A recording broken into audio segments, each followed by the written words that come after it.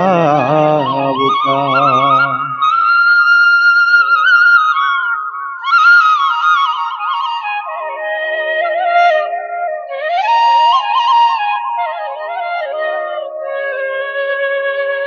মঙ্গলাচৰণ। জয় জয় কৃষ্ণ কৃপাময় মহেশ্বৰ, যাৰ আজ্ঞা হিৰে বহে ব্ৰহ্মা হৰিহৰ, মৎস্য কুৰ্ম আদি অংশ অৱতাৰ যাৰ, ঈশ্বৰ কৃষ্ণ কোটি কোটি নমস্কাৰ।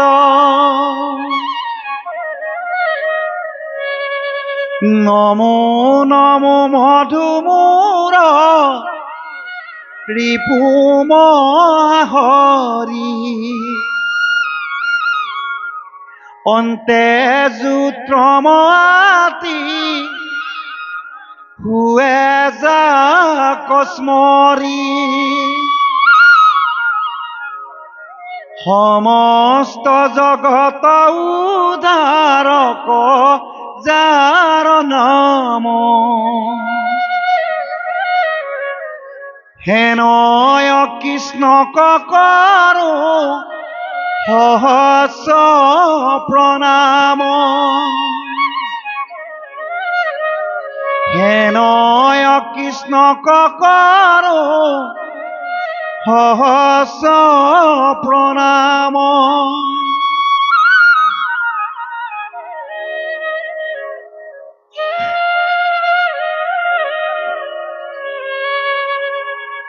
আজন্মৰ সেৱাস্থলীত সাক্ষাৎ ভগৱন্তৰ বাংময় মূৰ্তি, মোৰ প্ৰাণৰ প্ৰাণ ভকত বৈষ্ণৱসকল, মমতাময়ী গংগা স্বৰূপিনী জননী স্বৰূপ আই মাতৃসকল, একান্ত বাধ্য শ্ৰৱণ কুমাৰ সদৃশ যুৱক যুৱতীসকল, 5 বছৰ বয়সতে ভক্তি লাভ কৰি ঈশ্বৰক পাবলৈ সক্ষম হোৱা ভক্ত প্ৰহ্লাদ ধ্ৰুৱ সদৃশ কণ কণ মইনা মাইনীসকল, যিহেতু সমস্তজনৰ হৃদয়ত পৰমাত্মা বস্তু বিৰাজমান হৈ আছে, সেই পৰমাত্মা বস্তু পূৰ্ণব্ৰহ্ম ভগৱন্তৰ চৰণ কমলত এই দাসৰো দাসে ভক্তি অঞ্জলি অৰ্পণ কৰি আজি এই ভাগৱত প্ৰবচন আৰম্ভ কৰিবলৈ লৈছোঁ। আমি আপোনাসৱৰ দাসৰো দাস কিংকৰো কিংকৰ একান্ত ভকতসকলৰ সান্নিধ্যত থাকি ঈশ্বৰৰ প্ৰভুৰ পবিত্ৰ গুণনাম শ্ৰৱণ কীৰ্তন কৰি যি দুই এটি কথা আয়ত্ত কৰিছোঁ, সেই কথা অনুসাৰে আমাৰ সামৰ্থ্য অনুযায়ী যেনেকৈ চৰাই পাখি অনুসাৰেহে উৰে, আমি টিপচী চৰাইৰ দৰে যি দুই এটি কথা জানিছোঁ পাখা অনুসাৰে তেনেকৈ উৰিবলৈ চেষ্টা কৰিছোঁ। যিহেতু শাস্ত্ৰত কৈছে, সেইজন ভকত বুলি জানিবা নিশ্চয়, নিজে তৰি পুৰুষক উদ্ধাৰ কৰে। ভক্তি জগতখনত যি প্ৰৱেশ কৰিছে তেওঁলোক কেতিয়াও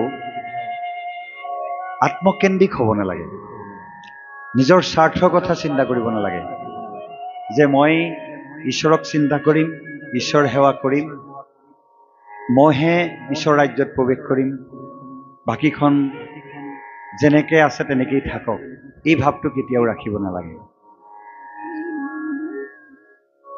ভক্ত প্ৰহ্লাদক যেতিয়া নিসিংহ মোৱাৰীয়ে তেওঁ ভক্তিত তুষ্ট হোৱাৰ পাছত তেওঁক বৈকুণ্ঠলৈ লৈ যোৱা কথা কৈছিল, তেতিয়া ভক্ত প্ৰহ্লাদে কৈছিলে, হে প্ৰভু, মোৰ ককা আজু ককাসকল ব্ৰাহ্মণ কুলত জন্মগ্ৰহণ কৰা একোজন ব্যক্তি আছিল। কিন্তু মাজভাগতে মোৰ পিতৃ অসৎ ব্যক্তিসকলৰ সংলাপ কৰি অন্যায় অত্যাচাৰত মানে একাকাৰ হ'বলৈ ধৰিলে। আনক দুখ দি ভাল পোৱা এজন ব্যক্তি হিচাপে নিজকে গঢ় দি তুলিলে। ঈশ্বৰৰ নামকে শুনিব নোখোজে, আনকো মনা কৰে ঈশ্বৰৰ গুণনাম কোনোবাই যদি শ্ৰৱণ কীৰ্তন কৰিছে, যদি যজ্ঞ পূজা পাতিছে, লগে লগে সেই পূজা কাৰ্য যজ্ঞ কাৰ্য বন্ধ কৰি দিয়ে। এই অসৎ সংগত থকাৰ কাৰণে পূৰ্বতে ব্ৰাহ্মণ কুলত জন্মগ্ৰহণ কৰাৰ স্বত্তেও তেওঁ অসৎ ব্যক্তিলৈ ৰূপান্তৰিত হ'ল। কিন্তু পূৰ্বজন্মৰ সাধনাৰ ক্ৰমে আমি গুৰু মহাবৈষ্ণৱ নাৰদক লগ পোৱাৰ পাছত অবিৰত ঈশ্বৰৰ নাম জপ কৰাৰ কাৰণে 5 বছৰ বয়সতে আপোনাৰ নিচিনা পূৰ্ণ ব্ৰহ্ম ভগৱন্তক দৰ্শন কৰিবলৈ, সাক্ষাৎ কৰিবলৈ সক্ষম হৈছোঁ। আৰু এতিয়া যদি আপোনাৰ আহ্বান ক্ৰমে মই বৈকুণ্ঠলৈ যাওঁ, মোৰ এই দৈত্যকুলত জন্মগ্ৰহণ কৰা মোৰ সুহিত বান্ধৱ, মোৰ আত্মীয় স্বজন যদি এই অসৎ কৰ্মত লিপ্ত হৈ যদি সদায় এনেধৰণেই থাকে, তেওঁলোক যদি নৰকত থাকে আৰু মই যদি বৈকুণ্ঠত থাকোঁ, মই কেনেকৈ শান্তিত থাকিম বৈকুণ্ঠত? এজন বৈষ্ণৱ বা ভকতৰ কেতিয়াও এনেকুৱা চিন্তা থাকিব নালাগে। মই অকলে বৈকুণ্ঠলৈ গ'লে নহ'ব, মোৰ লগতে মোৰ ঘৰখনৰ, মোৰ পৰিয়ালৰ, মোৰ আত্মীয় স্বজনৰ, মোৰ দেশৰ সমস্তজনকে সৎ পথলৈ আনি ঈশ্বৰমুখী কৰি ঈশ্বৰ ৰাজ্যত প্ৰৱেশ কৰাবলৈ চেষ্টা কৰিব লাগিব। সেয়েহে মই এতিয়াই বৈকুণ্ঠলৈ নাযাওঁ। মই এই ধৰাধামত ঈশ্বৰৰ গুণনাম প্ৰচাৰ প্ৰসাৰ কৰি সাংসাৰিক দুখ যান্ত্ৰণা ভোগবিলাকত নিমজ্জিত হৈ থকা এই বিষয়ী ব্যক্তিসকলক হৃদয়ত যাতে ভক্তিভাৱ জাগৃত কৰিব পাৰোঁ, যাতে ঈশ্বৰৰ কথা শ্ৰৱণ কীৰ্তন কৰাই তেওঁলোকক আত্মাৰ কল্যাণৰ কথা চিন্তা কৰাবলৈ তেওঁলোকক সক্ষম হওঁ, যাতে তেওঁলোকেও এদিন বুজি পাওক যে ঈশ্বৰ এজন আছে। কাৰণ এই সুন্দৰ বিশ্ব ব্ৰহ্মাণ্ডখন, এই বিনন্দীয়া পৃথিৱীখন সৃষ্টি কৰা এজন ঈশ্বৰ আছে। যেনেকৈ আমি এই ভোগবিলাক কৰি থকা পৃথিৱীখনত বিজ্ঞানীসকলেই হওক বা সাধাৰণ মানুহে কিবা কিবি এটা বস্তু নিজেই হাতেৰে নিৰ্মাণ কৰিছে, ঠিক তেনেদৰে এই বিশ্ব ব্ৰহ্মাণ্ডখনো নিৰ্মাণ কৰা এজন ব্যক্তি আছে, যিজন হৈছে ঈশ্বৰ, যিজনৰ অশেষ কৰুণাৰ ফলত আমি জীৱশ্ৰেষ্ঠ মানুহৰ জন্ম পাইছোঁ। এই কথাবিলাক ঈশ্বৰে নিজ মুখে কোৱা কথা, ইয়াত কোনো শাস্ত্ৰ ভাগৱতত মিছা কথা উল্লেখ নাই। এই কাৰণেই এই কথাখিনি কোৱা হৈছে যে আমি কি কৰি আছোঁ। ঈশ্বৰৰ অশেষ কৃপাত আমি এই জীৱশ্ৰেষ্ঠ মানুহৰ জন্ম পাইছোঁ বুলি কৈছে। শাস্ত্ৰত কৈছে, অনেক জন্মৰ মহা পুণ্য ধন দিয়া মনুষ্য শৰীৰ নৌকা আশা কিনিয়া।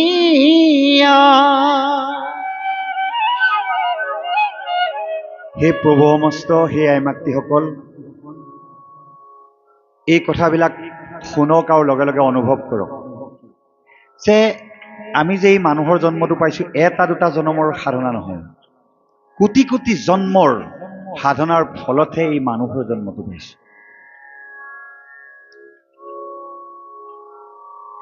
30 লক্ষ স্থাৱৰ জন্ম,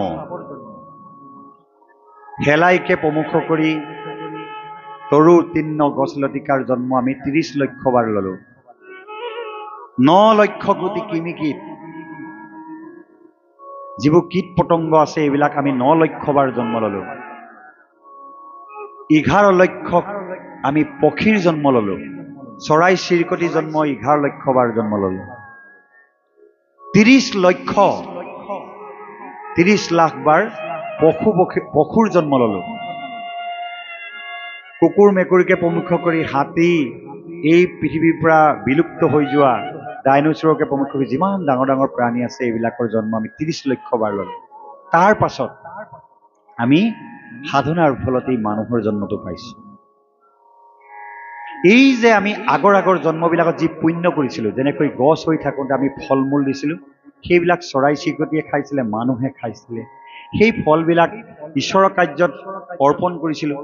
এই যে পুণ্য হৈছিলে, সেই ফল মূলবোৰ খাই কোনোবাই ভোক নিবাৰণ কৰি জীৱন ধাৰণ কৰিছিলে, সেই পুণ্যৰ ফলত আমি আজি আহি মানুহ হিচাপে জন্মগ্ৰহণ কৰিছোঁ। আমি যেতিয়া গৰু জন্ম লৈছিলোঁ, আমি খেতি বাতি কৰাতেই হওক বা গাখীৰ পানী দি আমি কাৰোবাক সহায় কৰিছিলোঁ। এই গাখীৰ খাই কোনোবাই শৰীৰত পুষ্টি লাভ কৰিছিলে, জীয়াই থাকিবলৈ সক্ষম হৈছিলে, বল বীৰ্য বাঢ়িছিলে। বা দেৱকাৰ্যত ঈশ্বৰৰ কৰ্মত গাখীৰ অৰ্পণ কৰা হয়। এই যে পুণ্যবিলাক গৰু জন্ম লওঁতে যে আমি কৰিছিলোঁ, সেই পুণ্যবিলাকো থোপ খাই আজি এনেকে অনেক জন্মৰ পুণ্য সঞ্চয় হোৱাৰ পাছত আমি মানুহৰ জন্মটো পাইছোঁ। এতিয়া যদি আমি জীৱশ্ৰেষ্ঠ মানুহ হৈ কিনে আমি যদি ঈশ্বৰ সেৱা নকৰোঁ, ঈশ্বৰৰ নাম গুণ নাগাওঁ, তেনেহ'লে পুনৰ আমি সেই জন্মবোৰ ল'বগৈ লাগিব। শাস্ত্ৰত এই কথাবোৰ কৈ দিছে। ঈশ্বৰক কেলে ভাবিব লাগে, কেলে ঈশ্বৰৰ নাম গাব লাগে, এই কথাখিনি মন দি শুনক। এই কথাকেইটাই আপোনালোকৰ জীৱনৰ পৰিৱৰ্তন আনিব। কাৰণ কোটি কোটি মানুহ পৃথিৱীলৈ আহিছে, নিজে উপাৰ্জন কৰিছে, মই উপাৰ্জন কৰিছোঁ বুলি খাইছে, বৈছে, ভোগবিলাকত আসক্ত হৈ এদিন বুঢ়া হৈছে, বুঢ়ী হৈছে, তাৰ পৰা মৰি গুচি গৈছে।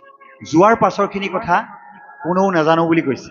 কিন্তু ঋষিমুনিসকলে হাজাৰ হাজাৰ বছৰ ধ্যান ধাৰণা কৰি গম পালে যে মৃত্যুৰ পাছত জীৱই নিজে কৰা পাপ কৰ্মৰ বাবে নৰকৰ যান্ত্ৰণা ভোগ কৰিবলগীয়া হয়।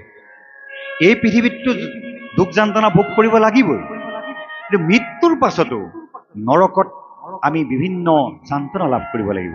এই ভাগৱত শাস্ত্ৰতে 6ষ্ঠ স্কন্ধত লিখা আছে, যি যেনেকৈ যি পাপ কৰিছে, কোনোবাক হয়তো জুইৰ গাঁতত পেলাই দিব, কাৰোবাক পোকৰ গাঁতত পেলাই দিব, জোকৰ গাঁতত পেলাই দিব, ঘৰিয়ালৰ গাঁতত পেলাই দিব। কুৰ্মীপাক বুলি এখন নৰক আছে, যি ঘৰিয়ালৰ আগত পেলাই দিব। এনেকে বিভিন্ন নৰক যান্ত্ৰণা দি দি দি দি শেষ হোৱাৰ পাছত সেই জীৱটো আনি আকৌ গছ গছনি, পোক পৰুৱা, পশু পক্ষী জন্ম দিব। এনেকৈ আহি আহি আকৌ মানুহৰ জন্ম পাব। এই চেইনডালত ঘূৰোঁতে আমি কোটি কোটি বাৰ জন্ম লৈছোঁ। এই জন্মই নহয়, আমি বহুবাৰ আগত জন্ম ল'লোঁ, আৰু এইবাৰেই শেষ নহয়, আৰু জন্ম বহুত ল'ব লাগিব। যদিহে ঈশ্বৰক নেভাবোঁ, পুনৰ এনেকুৱা যান্ত্ৰণাদায়ক জন্মবোৰ লৈ থাকিব লাগিব। সেইকাৰণে ঈশ্বৰ সেৱাৰ ব্যৱস্থা কৰিছে। ভাগৱতত এই কথাটো স্পষ্টভাৱে কৈছে যে ঈশ্বৰক নাভাবিলে কি হ'ব। যেনেকৈ আমাক পিতৃ মাতৃয়ে জন্ম দিছে, পিতৃ মাতৃক যদি আমি উপযুক্ত সময়ত সেৱা শুশ্ৰূষা নকৰোঁ, শ্ৰদ্ধা ভক্তি নকৰোঁ, তেওঁলোকে আমাক অভিশাপ দিব। কাৰণ পিতৃ মাতৃয়ে এটা সন্তান জন্ম দিম বুলি যেতিয়া এই সংকল্প লয়, গৰ্ভত থিতি হোৱাৰ পৰাই মাতৃয়ে যিমান কষ্ট ভোগ কৰে, এটা দুটাকৈ দিন বাগৰি বাগৰি যেতিয়া প্ৰসৱ যান্ত্ৰণা নিচিনা যান্ত্ৰণা সহ্য কৰি মৃত্যুৰ লগত যুঁজি আমাক জন্ম দিছে। আৰু আমি শিশু অৱস্থাত একলা দুকলা কৰি আমাক ধুৱাই পখলাই খুৱাই বোৱাই নিজেই ইমান কষ্ট স্বীকাৰ কৰি যেতিয়া আমাক ডাঙৰ দীঘল কৰে, আমাৰ পৰা এটা আশা কৰে যাতে সন্তান ভাল হওক। যেতিয়া আমি সেই কথাবিলাক অনুভৱ নকৰি মা দেউতাকে গালি পাৰিবলৈ ধৰোঁ, মা দেউতাক চোৱা চিতা নকৰোঁ, সেৱা শুশ্ৰূষা নকৰোঁ, বেয়া কামত লিপ্ত হৈ ঘৰখনত অশান্তি কৰোঁ, তেতিয়া কি হয়, সেই পিতৃ মাতৃয়ে অভিশাপ দিলে সেই অভিশাপৰ ফলত আমি আকৌ নৰকত থাকিব লাগিব। ঠিক তেনেদৰে পিতৃৰ প্ৰতি আমাৰ কৰ্তব্য আছে, মাতৃৰ প্ৰতি কৰ্তব্য আছে। আমাক এৰি থৈ যোৱা, আমাক স্থাবৰ সম্পত্তি দি থৈ যোৱা আজু ককাসকলৰ প্ৰতি আমাৰ দায়িত্ব আছে। ঠিক তেনেদৰে এই বিশ্ব ব্ৰহ্মাণ্ডখন সৃষ্টি কৰা, এই বিশ্ব ব্ৰহ্মাণ্ডখন সুন্দৰভাৱে নিৰ্মাণ কৰি আমাক ইমান ভোগবিলাকৰ পৃথিৱী দিছে, আমি জানো কোনোবা অনুভৱ কৰিছোঁ? দিনত সূৰ্য ওলাইছে, ৰাতি চন্দ্ৰ ওলাইছে, ইমান সুন্দৰভাৱে নদী বৈ গৈছে, খাবৰ বাবে ইমান বিধে বিধে আহাৰ ঈশ্বৰে আমাৰ বাবে সৃষ্টি কৰি থৈছে, পিন্ধিবৰ বাবে বস্ত্ৰ, পিন্ধিবৰ বাবে অলংকাৰ সকলো যোগাৰ কৰি দিছে, ইমানৰ স্বত্বেও আমি কোনোদিনে ঈশ্বৰক ধন্যবাদ জনোৱা নাই, কৃতজ্ঞতা জনোৱা নাই। যেতিয়ালৈকে ঈশ্বৰক আমি ধন্যবাদ নজনাওঁ, ঈশ্বৰে এই ক্ষেত্ৰত অসন্তোষ হৈ আমাক যে জীৱশ্ৰেষ্ঠ মানুহ হিচাপে তোমালোকে মোক কোনোদিনেই স্বীকাৰ নকৰিলা, মোৰ গুণ নাম নেগালা, তোমালোক মানুহ হোৱাৰ যোগ্য নহয়, তোমালোকক পশু পক্ষী কৰি মই ৰাখি থ'ম বা নৰকত ৰাখি থ'ম বুলি ঈশ্বৰে এনেকুৱা এটা ভাৱনা লৈ আমাক আকৌ নৰকলৈ পঠিয়াই দিব। সেইকাৰণে আমি ঈশ্বৰৰ নাম গুণ ল'ব লাগে। আমি যিজন ভগৱানৰ পৰা এই জীৱনটো পালোঁ, যাৰ হাতত আমাৰ প্ৰাণটো আছে, কোন মুহূৰ্তত আমাক এই পৃথিৱীৰ পৰা লৈ যাব তাৰ কোনো ঠিকনা নাই। সেইকাৰণে ঈশ্বৰৰ দাসত্ব স্বীকাৰ কৰিব লাগে। সেইকাৰণে শাস্ত্ৰত কৈছে, আমি যে মানুহৰ জন্ম লোৱাৰ পাছত যদি ঈশ্বৰৰ গুণ নাম নেগাওঁ, ঈশ্বৰৰ দাসত্ব স্বীকাৰ নকৰোঁ, তেতিয়া কি হ'ব বুলি কৈছে শুনক। এৰা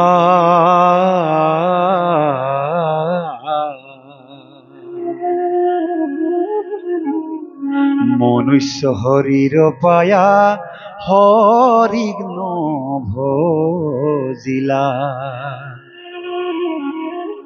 অৱশ্যে হইবা ভাই তৰু তিন্নহিলা।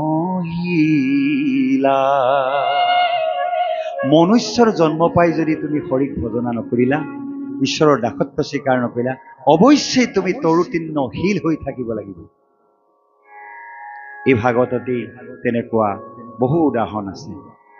আপোনাৰ সবে ৰাগ চাইছে, শ্ৰীকৃষ্ণ বা ৰামায়ণ মহাভাৰত এনেকুৱা ধৰণৰ চিৰিয়েলবিলাক চাইছে, আপোনাৰ সবে মহাভাৰতত বা ৰাসত দেখিবলৈ পাব, ভগৱান কৃষ্ণক যশোদাই যেতিয়া গৰুৰ পঘাই ৱালত বান্ধি ৰাখিছিলে, সেই ৱালটো টানি লৈ যাওঁতে দুজোপা গছৰ মাজত লাগি ধৰিল আৰু টানি দিয়াত তাৰ পৰা দুজন দিব্য পুৰুষ বাহিৰ হ'ল। সেই দিব্য পুৰুষ দুজন হৈছে কুবেৰৰ পুত্ৰ নল আৰু মণিগ্ৰীৱ।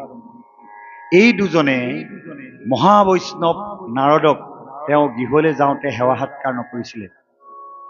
নল আৰু মণিগ্ৰীৱে নিজৰ ৰাজ্যত নিজৰ ভাৰ্যা সহিতে এটা হ্ৰদত জলকেলি কৰি আছিলে, স্নান কৰি আছিলে নিজৰ ভাৰ্যা সহিতে।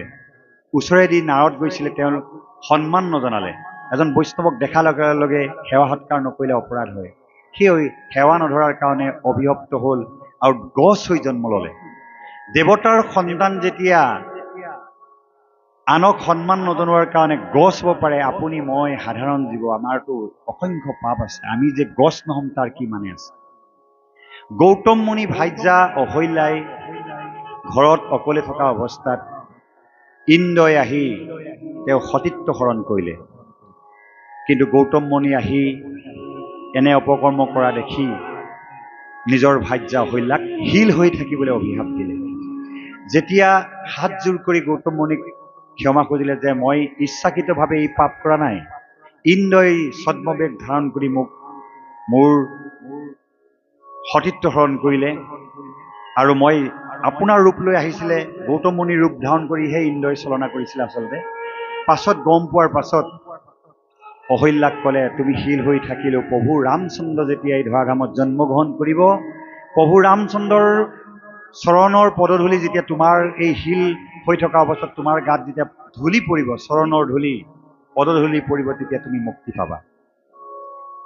আৰু ইন্দ্ৰকো অভিশাপ দিলে সহস্ৰজনী হ'বলৈ, অৰ্থাৎ ইন্দ্ৰক মাটি কঁঠাল হ'বলৈ অভিশাপ দিলে, যাৰ কাৰণে আজিকালি মাটি কঁঠাল ঈশ্বৰৰ কাৰ্যত শৰাইত অৰ্পণ নকৰে। পৰৱৰ্তী পৰ্যায়ত ইন্দ্ৰও ঈশ্বৰক চিন্তা কৰি কৰি সেই সাপৰ পৰা মুক্ত হ'ল আৰু অহল্যাও মুক্ত হ'ল প্ৰভু ৰামচন্দ্ৰৰ চৰণৰ পদধূলি পৰি। ঠিক তেনেদৰে আমি কৰা ভুলৰ কাৰণে আমি যাতে গছ গছনি, শিল বা কীট পতংগ, পশু পক্ষী হ'ব যে নালাগে, এই কথাটো এতিয়াই চিন্তা কৰক।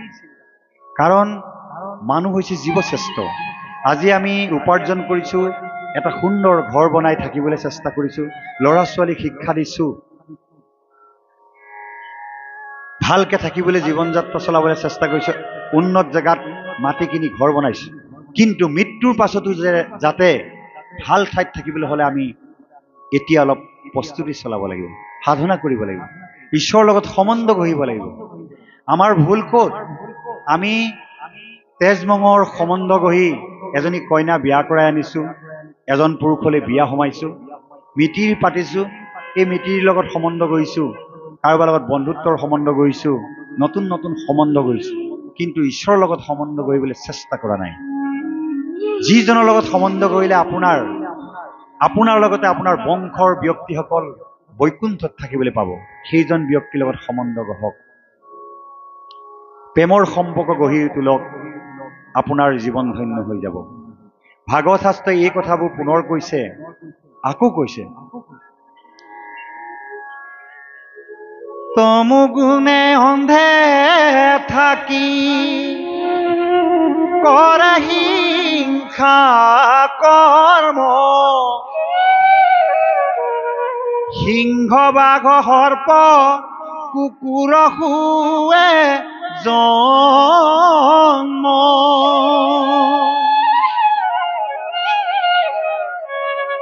আমি যদি মানুহৰ জন্ম পাই নকৰিবলগীয়া কিছুমান কৰ্ম কৰোঁ, হিংসা কৰোঁ,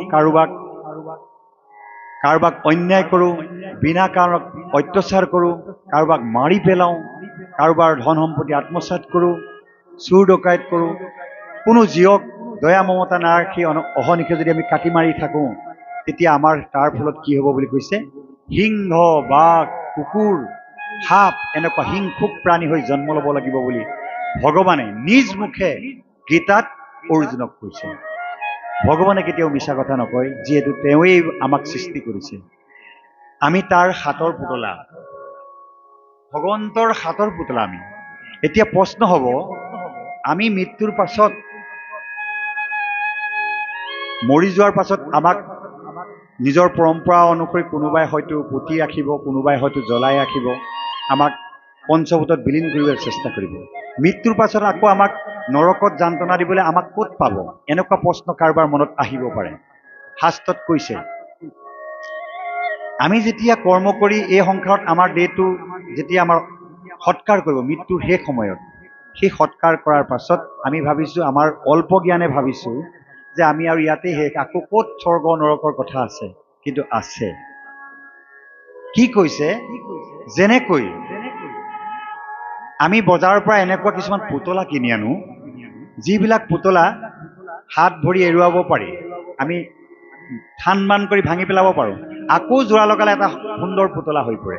আমি সৰু অৱস্থাতে সেইবিলাক পুতলালৈ উমলো, কেতিয়াবা মন গ'লে ডিঙিটো এৰুৱাই পেলাওঁ, হাতখন এৰুৱাই পেলাওঁ, এনেকৈ এৰুৱাই থৈ দিওঁ, তাৰপাছত আকৌ লগাই কাৰোবাক দেখাওঁ, এইটো বনাই দিলোঁ দেখিলা।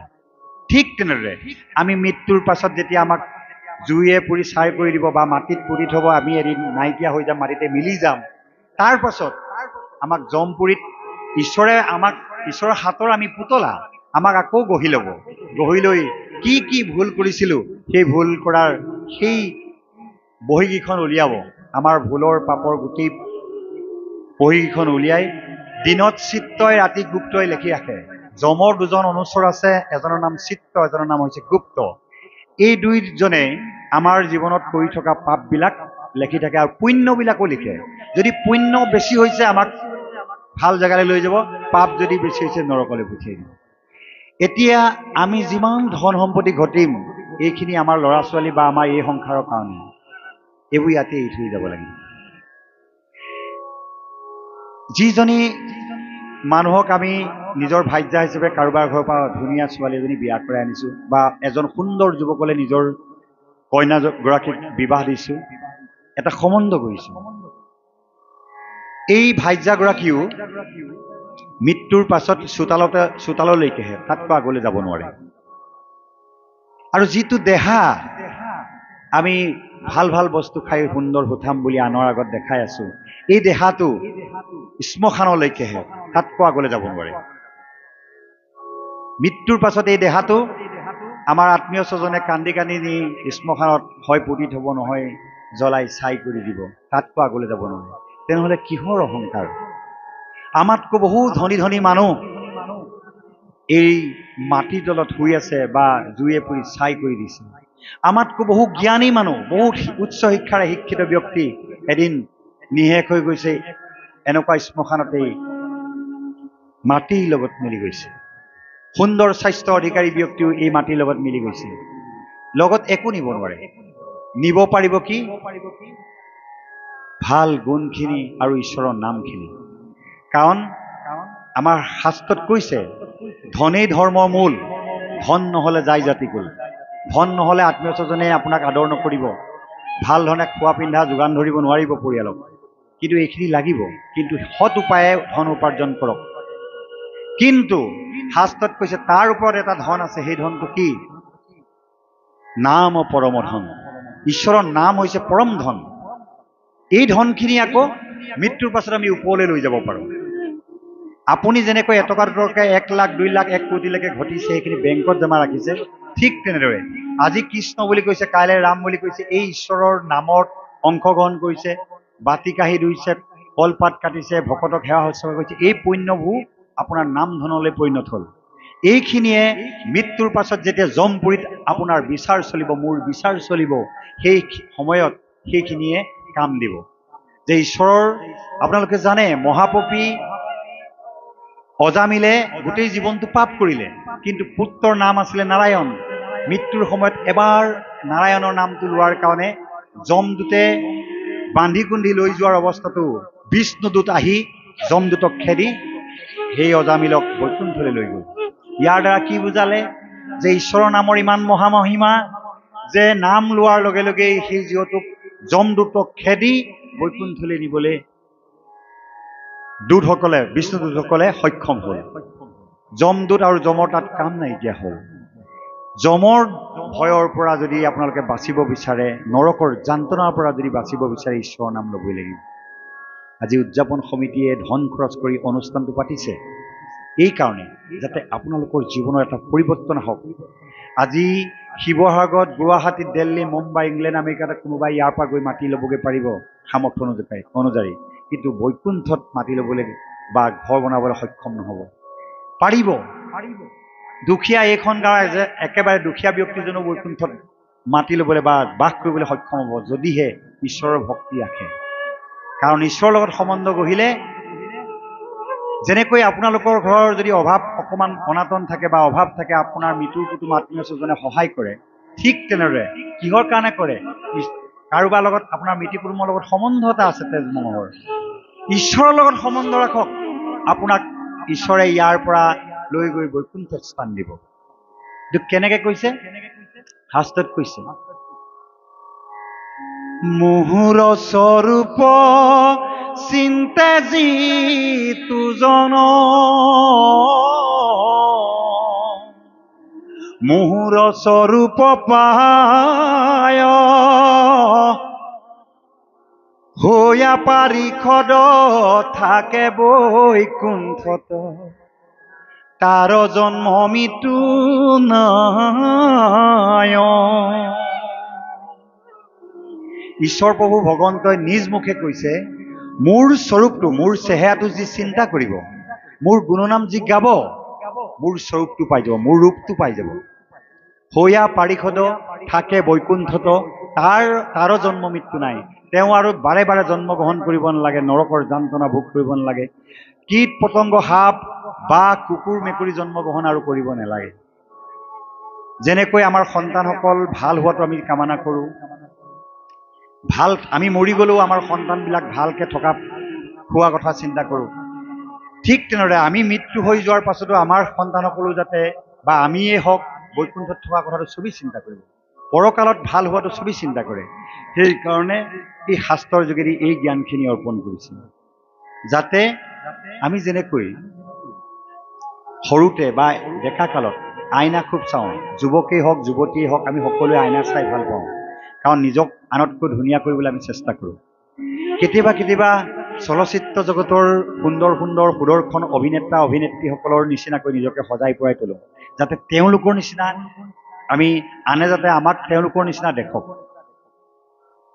কিন্তু এটা দিন আহিব, সেই সুদৰ্শন অভিনেতা অভিনেত্ৰীসকলেও বুঢ়া বুঢ়ী হৈ যাব, আমিও বুঢ়া বুঢ়ী হৈ যাম। আমাৰ দেহাটো একে গতত কেতিয়াও নাথাকে। কিন্তু যদি আপোনালোকে ঈশ্বৰ চিন্তা কৰে, ঈশ্বৰৰ ৰূপটো চিন্তা কৰে, এদিন ঈশ্বৰৰ ৰূপটো পাই বৈকুণ্ঠত বাস কৰিব। এটা সুন্দৰ দিব্যৰূপ পাব, সুন্দৰ সোণ হিয়া মণিমুকুতাৰে খচিত এটি সুন্দৰ বাসভৱন আপোনাক দিব। ইয়াত আপোনাক যদিও আপোনাৰ মানুহগৰাকীয়ে বা মানুহজনে বা ঘৰৰ ল'ৰা ছোৱালীয়ে গালি পাৰি বা আপোনাক কষ্ট দি আছে যদিও তাত নিদিয়ে, তাত দিব্য সুন্দৰীসকলে আপোনাৰ সেৱা কাৰ্যৰ কাৰণে লাগি থাকিব। এই ব্যৱস্থা ভকতসকলৰ কাৰণে ৰাখিছে। সেইকাৰণেই শাস্ত্ৰই আপোনাৰ হ'বক একোজন ভকত বৈষ্ণৱ হ'বলৈ চেষ্টা কৰিছে। যেনেকৈ আনুষ্ঠানিক শিক্ষাই এজন ব্যক্তিক সৎ ব্যক্তি বা এজন সমাজ সচেতন ব্যক্তি হিচাপে গঢ়ি তুলিবলৈ চেষ্টা কৰে, আধ্যাত্মিক জ্ঞানে ভাগৱত শাস্ত্ৰই এজন ব্যক্তিক ভকত বা বৈষ্ণৱ হ'বলৈ শিকাইছে, যাতে এই দুখ যন্ত্ৰণাময় জীৱন ত্যাগ কৰাৰ পাছত যাতে সস্থাত থাকে। আৰু চাওক, আমাৰ ককাসকলে মাটি বাৰী ভাঙি কষ্ট কৰি আমাক এই ঘৰ দুৱাৰ মাটি সম্পত্তি দি থৈ গ'ল। সেই সময়ত হয়তো তেওঁলোকে ঈশ্বৰ সেৱা কৰিবলৈ সময় নাপাবও পাৰে, কাৰণ বহু কষ্টৰে ঘৰ বনাইহে ভাগি ঘৰৰ খুঁটা ছিগে, খেৰেৰে ঘৰ চাই বৰষুণত উৰখি যায়, আকৌ ঘৰ বনাবলগীয়া হয়। বানপানীয়ে উটুৱাই নিয়ে, কিবা কৰে। এতিয়া উন্নত জীৱন যাপনৰ মাজত আমি এবছৰ ঘৰ বনালে 70-80 বছৰলৈ নবনালেও হয়। কিন্তু সেইসকলে যে সেই সময়ত ঈশ্বৰৰ নাম ল'বলৈ নেপালে, এতিয়াতো আমি এবাৰ ঘৰ বনাই গোটেই জীৱনটো আৰামত কটাওঁ। এই আৰামত কটোৱাৰ মানুহৰ লগতে এনেকৈ ঈশ্বৰৰ গুণ কীৰ্তন আমি গাবলৈ সং পাইছোঁ। ইয়াৰ যোগেদি আমি যদি সৎকৰ্ম কৰোঁ, আমাৰ পিতৃ মাতৃ আজু ককাসকল যদি ক'ৰবাত বেয়া ঠাইতো আছে, নৰকতো যদি আছে, তেওঁলোকে আমি এই কৰা ধৰ্মৰ কাৰণে তেওঁলোক সস্থান প্ৰাপ্তি হ'ব। শাস্ত্ৰত কৈছে, যাৰ পুত্ৰ হৈবে ঐত হৰিত শৰণ লয় শুদ্ধভাৱে, দধি দুগ্ধ গীত মধু নদীৰ জলক পিয়া পিতৃগণে টিপিটিক পাৱে। যেনেকৈ আপোনাৰ পিতৃ বা মাতৃ যদি অসুস্থ হৈ হস্পিটেলত পৰি থাকে, আপুনি যেতিয়া শুশ্ৰূষা কৰিব, ডক্তৰৰ চিকিৎসা কৰাব, তেওঁ বৰ পৰম সন্তোষ পায়। মোৰ সন্তানক বহুত কষ্ট কৰি ডাঙৰ দীঘল কৰিছিলোঁ, আজি সিহঁতি অন্ততঃ মোক পাহৰি যোৱা নাই, মোক এই অৱস্থাত চিকিৎসা কৰিছে, খোৱা বোৱা যত্ন লৈছে। এইখিনিতেই আমাৰ মানৱ জন্মৰ মৃত্যুৰ আগমুহূৰ্তলৈকে এই সুখ সন্তোষ দুখৰ কথা এইবিলাক। কিন্তু যিসকল মৰি গৈছে, তেওঁলোকতো দুখৰ জেগাত আছে, যান্ত্ৰণা লাভ কৰি আছে, তাত কষ্ট পাই আছে। তেওঁলোকে যেতিয়া আমি এনেকৈ ঈশ্বৰৰ জেগাত যেতিয়া সৎসংগত ঈশ্বৰৰ গুণ নাম ল'ম, ঘৰত কিবা অকণমান ঈশ্বৰৰ নাম গুণ গাম, এই পুণ্যৰ ফলত তেওঁলোকে দুখ কষ্ট লাভ কৰি থকাৰ জেগাৰ পৰা দিব্যৰূপ ধাৰণ কৰি বৈকুণ্ঠলৈ গতি কৰিব। কাৰণ আমাৰ পুণ্যৰ কাৰণে আমি যে ঈশ্বৰৰ নাম গুণ ল'ম, তাৰ পুণ্যৰ ফলতে তেওঁলোক নৰকত আছে যদি উঠি গুচি যাব। কাৰণ আমাৰ ককা আৰু বহু আত্মীয় স্বজন বহু মৰি গৈছে, তেওঁলোকৰ কাৰণে আমি কিবা এটা কৰাটো দৰকাৰ। শাস্ত্ৰত কৈছে, যাৰ বংশত আছে বৈষ্ণৱ এক গুটি, সি উদ্ধাৰ কৰে জীৱ কোটি কোটি। যাৰ বংশত এজন ভক্ত পুত্ৰ থাকিব, সি কোটি কোটি জীৱ উদ্ধাৰ কৰে। যেনেধৰণে নিহিংগমুৱাৰীও প্ৰহ্লাদক কৈছিল, তোৰ নিচিনা ভক্ত পুত্ৰ যাৰ বংশত জন্ম হ'ল, 21 পুৰুষ উদ্ধাৰ কৰিল। এতিয়া প্ৰশ্ন হয়, 21 পুৰুষ কাৰ কাৰ? দেউতাকৰ বংশৰ 7 পুৰুষ।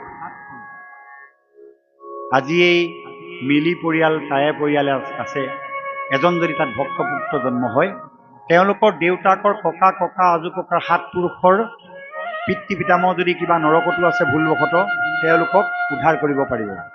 এই ভক্তপুত্ৰটোৰ পুণ্যৰ ফলত 7 পুৰুষ বৈকুণ্ঠত থাকিবলৈ সক্ষম হ'ব।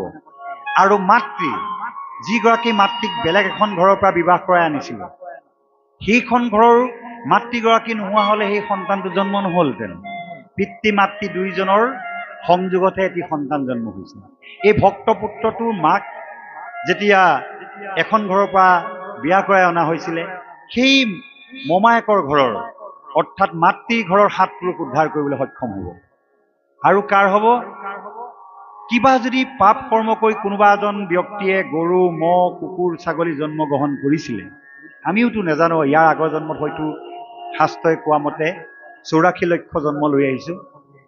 যি জন্ম লৈছিলোঁ, কুকুৰ, মেকুৰী, গৰু, গাহৰিকে প্ৰমুখ্যকৈ আমি যি জন্ম ল'লোঁ, সেই তাতো পিতৃ আছে, মাতৃ আছে। কাৰণ আজি গাহৰিজনীও পোৱালি দিছে, তাৰো এজন বাপেক আছে, কুকুৰেও পোৱালি দিয়ে, তেওঁলোকেও এটা পিতৃ আৰু মাতৃ আছে। গৰু কোনোবা এটা গৰুৰ ঔৰক মানে বীৰ্যৰ পৰা এজনী গৰুৰ গৰ্ভত এটি গৰু পোৱালি জন্ম হয়। এই এনেকৈ যিবোৰ জন্ম লৈছিলোঁ তেনেকুৱা জন্মৰো 7 পুৰুষক উদ্ধাৰ কৰি দিব। এই 21 পুৰুষ উদ্ধাৰ কৰা শক্তি অকল এজন ভকত বা বৈষ্ণৱহে আছে, অন্য কাৰো নাই। স্কুল কলেজত আনুষ্ঠানিক শিক্ষাৰে আপোনাক শিক্ষিতহে কৰিব পাৰিব, কিন্তু এজন ভকত বনাব নোৱাৰিব, সঁচা অৰ্থত এজন সৎ ব্যক্তি বনাব নোৱাৰিব।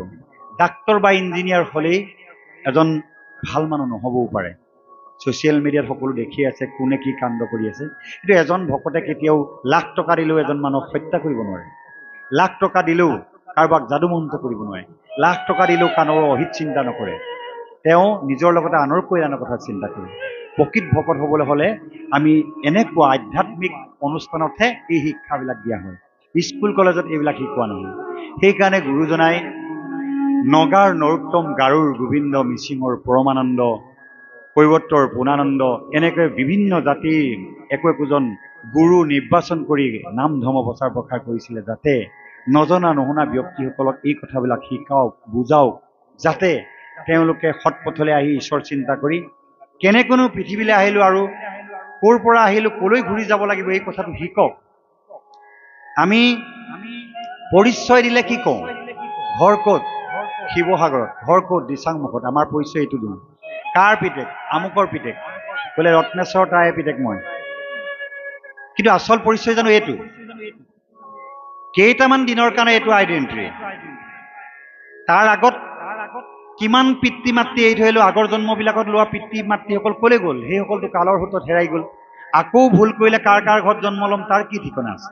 আচল পৰিচয় সেইটো নহয়। আচল পৰিচয় হৈছে আমি ঈশ্বৰৰ সন্তান। ঈশ্বৰৰ পৰা আমি জনম জনমৰ কাৰণে আঁতৰি গুচি আহিলোঁ আৰু ঈশ্বৰৰ গুৰিলে আৰু যোৱাৰ প্ৰস্তুতিয়েই চলোৱা নাই। এই ভুৱতেই পাপ পংকিলতাত নিমজ্জিত হৈ ভোগবিলাকত আছোঁ। আজি সুস্থ সবল সুন্দৰ দেহা এটা লৈ ধন টকা পইচা লৈ আছোঁ, কাইলৈ বুঢ়া হৈছোঁ, বেমাৰ হৈছে, ডাক্তৰেও আমাক বচাব নোৱাৰে। তেনেহ'লে এনেকুৱা এটা জীৱনক লৈ আমি মজগুল হৈ আছোঁ, ঈশ্বৰক পাহৰি পেলালোঁ। যেনেকৈ যি সন্তানে পিতৃ মাতৃক পাহৰি যায়, যি ভকত বৈষ্ণৱে ঈশ্বৰক পাহৰি যায়, তেওঁ ঈশ্বৰৰ দয়াৰ পৰা বহুত আঁতৰি যায়। আমিও তেনেকুৱা একোটা ব্যক্তি, যি জনম জনমৰ কাৰণে ঈশ্বৰৰ পৰা আঁতৰি আহিলোঁ, যাৰ গুৰিলৈ যাবলৈ আৰু প্ৰস্তুতি চলোৱা নাই। আমি ঈশ্বৰৰ সন্তান, ঈশ্বৰৰ ওচৰৰ পৰা আহিছিলোঁ, কিছুদিন ইয়াত আছোঁ, পুনৰ আকৌ যাব লাগিব। এই কথাটো জনাবৰ কাৰণে শাস্ত্ৰই বাৰে বাৰে আমাক দোহাৰি দি আছে। আৰু শাস্ত্ৰ সাৱধানে শুনিবলৈ কৈছে। শুনা সাৱধানে। অসাৱধান বশতভাৱে যদি শুনে ইয়াৰ পৰা একো লাভ কৰিব নোৱাৰিব। এই সাৱধান শব্দটো ক'ত আছে? ট্ৰেন্সফৰ্মাৰবিলাকত আছে, ডেঞ্জাৰ, যাতে তাত চুলে মৰি যাব। এক্সিডেণ্ট প্লেচবিলাকত লিখি থোৱা থাকে সাৱধান, গাড়ী সাৱধানে চলাব। কিন্তু সাৱধান শব্দটো শাস্ত্ৰটো আছে, যাতে আপোনাৰ সাৱধানে জীৱন যাপন কৰিবলৈ শিকক। অকল পৃথিৱীৰ বেলেগ মানুহবিলাকৰ দৰে অকল খাই বৈ মজগুল ৰং তামাচা কৰি থাকিলে এদিন আপুনিও মৰি গুচি যাব, পাছত নৰকত বুকু ঢকিয়াই ঢকিয়াই কান্দিলেও আৰু ঘূৰি আহিবলৈ নাপাব। আৰু এটা কথা জনাটো দৰকাৰ, আমি আনুষ্ঠানিক শিক্ষা ল'ৰা ছোৱালীক দিবই লাগিব। আমি ল'ৰা ছোৱালী জন্ম দিছোঁ, শিক্ষা দিছোঁ, স্থাৱৰ সম্পত্তি মাটি কিনি দিছোঁ, ঘৰ বনাইছোঁ, গাড়ী ঘোঁৰা লৈ দিছোঁ, এইবিলাক দিবই লাগিব জন্ম দিছোঁ যেতিয়া। কিন্তু ইয়াৰ ওপৰত আৰু এটা দিবলৈ কৈছে। প্ৰকৃত পিতৃ মাতৃ কাক কৈছে শাস্ত্ৰই? এবাৰ শুনক। জননী জনক জানা, তাহাক বুলয়, মৃত্যু তৰিবাৰ পথ যিটো দেখাও।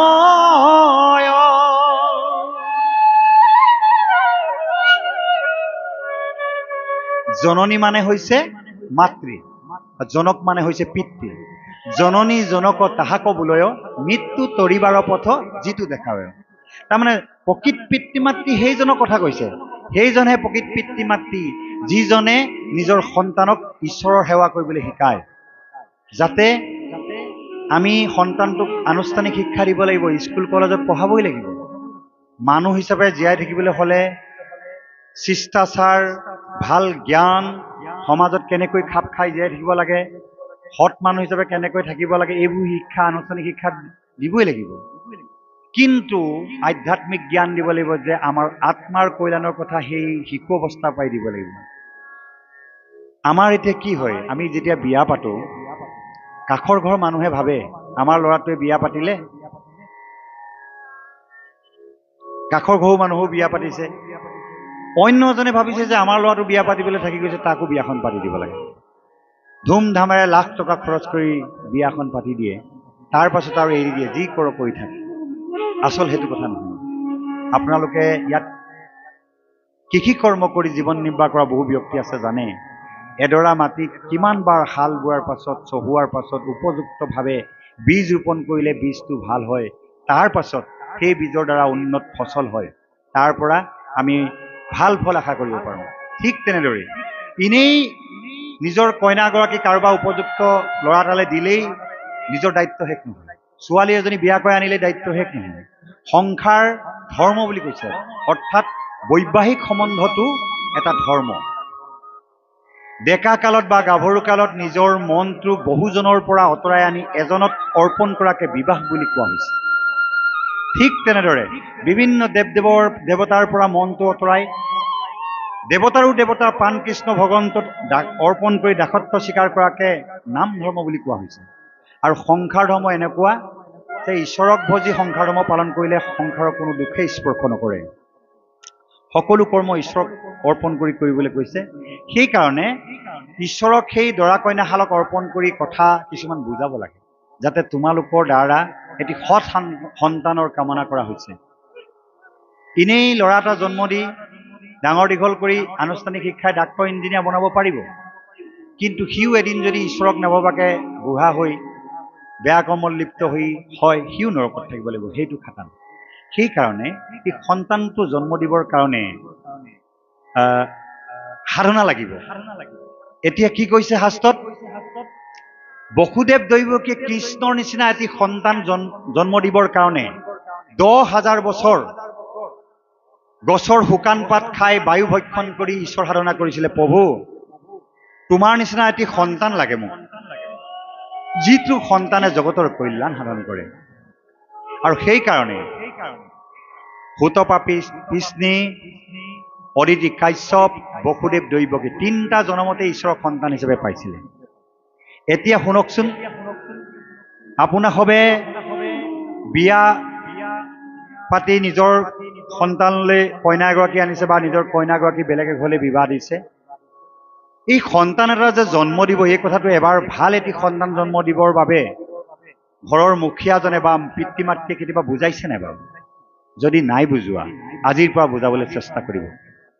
কাৰণ আপোনাৰ ঘৰত জন্ম হ'বলগীয়া সন্তানটো ভাল সন্তান জন্ম দিবলৈ আপোনালোকে সাধনা কৰিব লাগিব।